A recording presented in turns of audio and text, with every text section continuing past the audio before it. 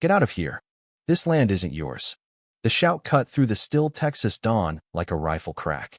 A woman in a sharp navy suit stood at my front gate, face red, clutching a stack of papers as if they were loaded weapons. I'd closed on the 150-year-old Harper Ranch, 47 acres of rolling pasture, and century-old live oaks for $1 just yesterday. A miracle buy, I'd thought.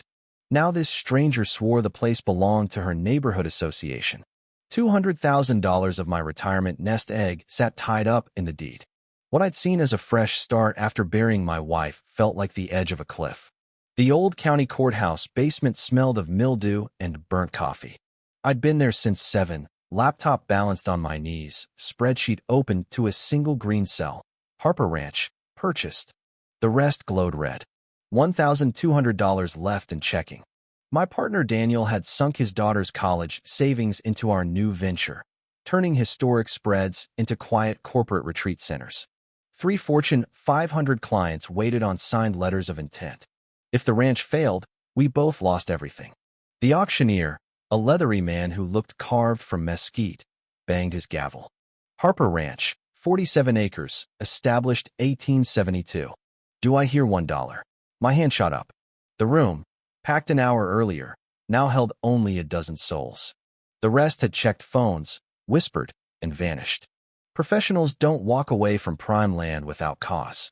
Complications with the neighbors, the auctioneer muttered, eyes flicking to his assistant texting furiously. You sure, Mr. Ellis? I thought of Daniel's girls, of my late wife's hospital bills that ate her savings like locusts. I nodded. Sold, $1. The clerk stamped the deed hard enough to crack the table. Good luck, sir. You'll need it. Outside, the August heat slapped me. My 15-year-old Tacoma wheezed to life, legal papers fluttering in the back like surrender flags. The radio crackled. Silver Creek Estates President Laura Bennett announces new safety protocols. Static swallowed the rest. A cold knot formed in my gut unrelated to hunger. The ranch gate, hand-forged iron gone soft with rust, swung open to reveal 2 worlds. My side, weathered barn, sagging porch, honest decay. 50 yards left, Silver Creek's entrance, brick pillars, LED lanterns, lawns clipped to putting green height. 800 identical homes marched in perfect rows behind camera-topped walls. A white Escalade blocked my drive, vanity plate Pres 1. Laura Bennett stepped out, mid-50s, posture straight as a fence post, eyes carrying a weariness no power suit could hide. Robert Ellis, she said, no handshake, just a laminated survey map. A red strip sliced across my northeast corner. Public easement, flood control. Your cousin Nathan signed development rights to the community trust 8 months ago. She produced a thick folder. Nathan Harper's signature sat at the bottom, dated the week he supposedly vanished. I studied the looping N, the pressure of the pen. Something felt off. This wasn't disclosed at auction. County paperwork lags, she said, smile practiced. We'll buy the ranch for $25,000. Clean profit. Through her window, I spotted a handicap placard, an autism awareness decal, and a stack of medical invoices. Top one marked $52,000 overdue. Laura wasn't a cartoon villain. She was a mother drowning. But forged documents aren't sympathy coupons. That afternoon, a charcoal gray Lexus rolled in. Victor Lang, attorney for Silver Creek Estates, briefcase gleaming like his capped teeth. Nathan suffered cardiac arrest 8 months ago, he said, sliding a death certificate across my kitchen table.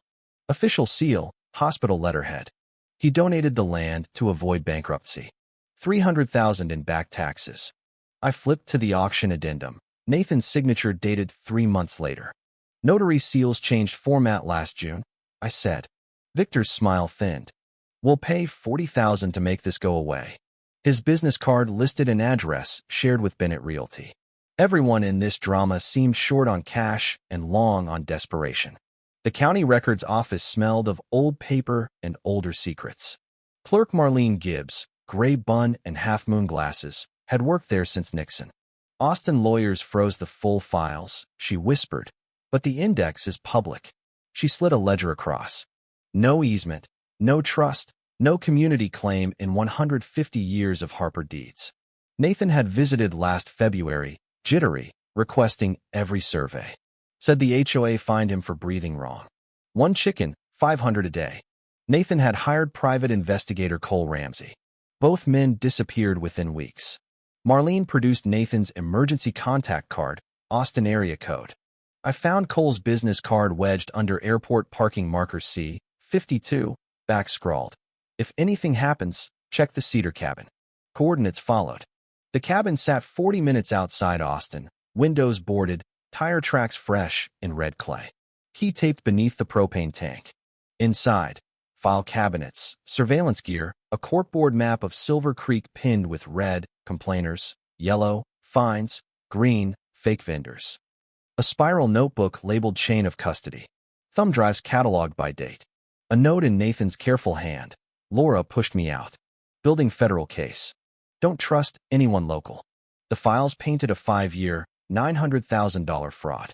Prairie Lawn Care, owned by Victor's firm, billed $220,000 for volunteer landscaping. Sunset Patrol, Laura's brother-in-law in Oklahoma, collected $60,000 yearly for phantom rounds. Duplicate assessments, kickbacks, cooked books. Audio clips, Laura to Victor. Ethan's therapy is $40,000 a year. Insurance laughs. The reserve has cushion.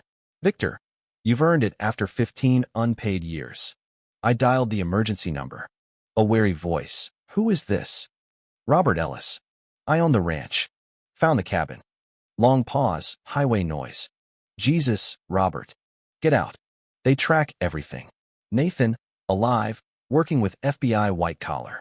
Headlights swept the windows, 3 vehicles. I grabbed drives and fled through the backwoods, heart hammering.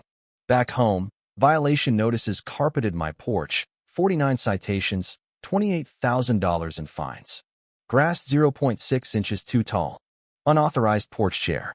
County inspector found sabotage I'd filmed at 2:14 a.m., gloved hands loosening rail bolts, stripping vent screws. Laura showed up haggard, showed video of her autistic son Ethan rocking, screaming. He's regressing. You're the trigger. She justified skimming as back pay. I built stability for 800 families. Neighbors trickled forward. Evelyn Parker, retired teacher. 20 families will back you, but Laura knows who owes what, who's divorcing, whose kid got suspended. She ruins people. She handed an envelope, mismatched invoices, secret recordings. The community center meeting packed 300 residents. Laura's slides showed my ranch as a slum, finances pristine. She moved for emergency powers to evict me. Evelyn invoked bylaws, forced me 5 minutes. I projected duplicate bills, shell companies, Laura's own voice admitting theft. Gasps rippled. Back doors banged open. Nathan strode in, alive, flanked by 2 FBI agents. Pattern fraud across 4 counties, the lead agent said. Laura's face crumpled when Ethan wandered in, confused by shouting. She knelt, tears streaking mascara. I only wanted to protect him. Residents voted to suspend the board, launch voluntary medical funds, demand audits. 3 months later, the ranch hosted monthly transparency barbecues. Ethan helped grill, earning service hours under Laura's plea deal. Restitution schedules hung public. Victor, license suspended, now aided low-income families fighting HOAs. Nathan consulted statewide reform. My retreat center thrived. I coded open-source budget software adopted by 30 associations.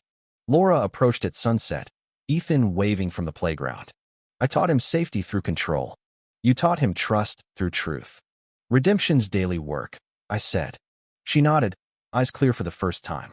The ranch that nearly broke us became the place we healed. $1 bought more than land. It bought honesty. What about you? Ever watched power twist good intentions into harm? Ever seen a neighborhood choose truth over comfort? Drop your story below. Take a stand on where protection ends and abuse begins. The comment section is your town square.